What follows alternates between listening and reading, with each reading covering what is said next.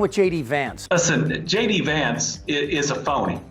He's fake. I mean, he first says that Donald Trump is like Hitler, and now he's acting like he's Lincoln. Nobody knows you like family, and that's probably why Ohio's most credible newspaper is saying it out loud. This lapdog vice president, with evidently a lot of time on his hands, has managed to be firmly rebuked by Pope Francis, denounced by outraged NATO allies, and widely ridiculed for his bizarre masculinity rant at a weekend MAGA fest just a month back into his tenure. But none of this should surprise anyone paying attention. Vance wasn't Trump's first pick. Trump Jr. pushed hard for him. And as a journal just said, even Trump doesn't see a future for JD. Do you view Vice President J.D. Vance as your successor, the Republican nominee in 2028? No. The newspaper also points out it takes a special kind of hump to have the Pope call you out, and that's what happened here. The U.S. Conference of Catholic Bishops this week condemned some of the executive orders signed by President Trump, specifically those allowing immigration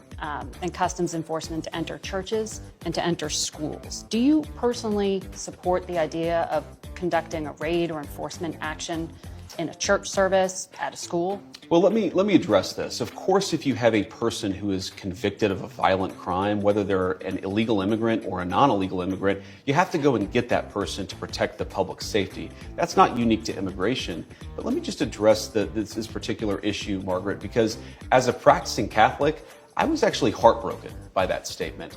And I think that the U.S. Conference of Catholic Bishops needs to actually look in the mirror a little bit and recognize that when they receive over $100 million to help resettle illegal immigrants, are they worried about humanitarian concerns, or are they actually worried about their bottom line? We're going to enforce immigration law. We're going to protect the American people. Yeah. Donald Trump promised to do that. And I believe the U.S. Conference of Catholic Bishops, if they're worried about the humanitarian costs of immigration enforcement, let them talk about the children who have been sex trafficked because of the wide open border of Joe Biden. You personally let them talk about going people into like Laken and Riley churches. who were brutally murdered. I support us doing law enforcement against violent criminals, whether they're illegal immigrants or anybody else, in a way that keeps us safe. Let me ask this question, Margaret. Let's separate the immigration issue. If you had a violent murderer in a school, of course I want law enforcement to go and get that person out. Of course. So what's the point of the question? You changed the regulation this week. That's the point of the question. Now, Vance's rhetoric about violent sex offenders hiding in churches, it's bullshit. Right along with Trump's lies about foreign countries sending criminals and mental patients here to wreak havoc. Unless you mean this guy. These millions and millions of people that are coming from prisons, they're coming from prisons and jails, mental institutions, and insane asylums. When the Pope called Vance out for saying we should raid churches, the implication was one of two things: that undocumented people are sex trafficking and murdering people in church, and that the church is hiding them inside. I mean, how would ICE know they're inside? And if they were, why not wait till the mass is over and get them on the way out? America is for Americans and Americans only. Trump, Vance, Miller, and the rest of these vulgar cockwaffles cannot name one country that is sending criminals from prisons or insane people to the United States. The other fact is, the sex trafficking and violent crime occurring in the U.S. is being done not by Pedro, but by Peter. The cartels put her on a mattress in a shoebox of a room, and they sent men through that door over and over again. The problem with that story is it's all pure bullshit. The woman she referred to was trafficked, yes, but not in the United States, in Mexico. And not while Biden was president, but 20 years earlier under Bush. So what is Vance's greatest defect? Hollow hubris. That is, having the confidence with nothing behind it.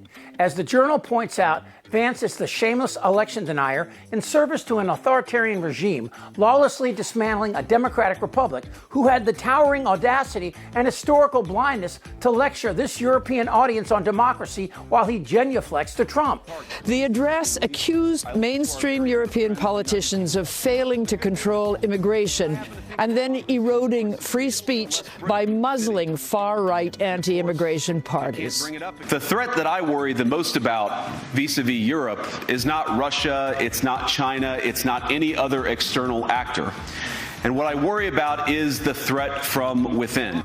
The chill in the room gave way to real anger. Germany's defense minister Boris Pistorius said comparing European governments to authoritarian regimes was just unacceptable. What's happening here is actually sad. Vance is trying to find credibility standing on Trump's shoulders without considering the consequences, which is insane because Vance himself knows exactly who he is worshiping. I can't stomach Trump. I think that he's noxious and is leading the white working class to a very dark place. He's leading our political discourse to a very negative place. If Trump is elected president, he has to be a much different president than he was a candidate. As a candidate, he was fundamentally divisive, arrogant. I'm a never Trump guy. I never liked him. This morning, back in 2016, you also wrote that Trump is unfit for office. Why have you reversed yourself? But the question is, does Vance really see this ending well for him? Does he think that the MAGA base sees him as an heir apparent? Or on the other side of the coin, will the rest of the country forgive him? Is that we're effectively run in this country via the Democrats, via our corporate oligarchs, by a bunch of childless cat ladies. Vance seeming to imply that people without children shouldn't be in government. That's not just stupid, but a real tell that Vance is exactly as the Ohio newspaper claims him to be, a pimp for attention and a weak little man. Remember when Trump said this? They're eating the dogs. Well, Vance made up a story. He lied about the small Ohio town's Haitian refugees eating people's pets. How did he think this would play? With Trump currying Putin's favor and attacking NATO, the last thing this world needs now is a U.S. vice president trashing 80 years of foreign policy with America's closest and most enduring friends. But that's what a dangerously reckless Vance did on a world stage, competing with Elon Musk to boost his de-evolving brand as an uber nihilist bent on destroying plurality for purity and seeding a new world order. Look, Ohio is a Midwestern state like Illinois, but the two could not be more different. Ohio is red, Illinois blue, but both have been red, white, and blue over the years. But now with Trump and Vance openly supporting Putin's attack on Ukraine and now the attack on American workers, Ohioans must be second-guessing their support for these humps, while the Illinois governor speaks with a sincere and dramatic tone to what's happening. The authoritarian playbook is laid bare here. They point to a group of people who don't look like you and tell you to blame them for your problems. J.D. Vance morphed from a never-Trumper to a groveling suck-up for unimagined power. Let me conclude with the Journal. Vance has been doing us proud by attacking friends, embracing enemies, insulting humanitarians, drawing papal ire, and pontificating laughably on what makes a man a man. So seriously, there's something wrong with J.D. Vance. Damn right. I'm as mad as hell. I don't want to talk about this stuff. Am I wrong? Yes. Tick-tock. You're in a lot of trouble, Donnie. I think he's crazy. I'm Chip Franklin.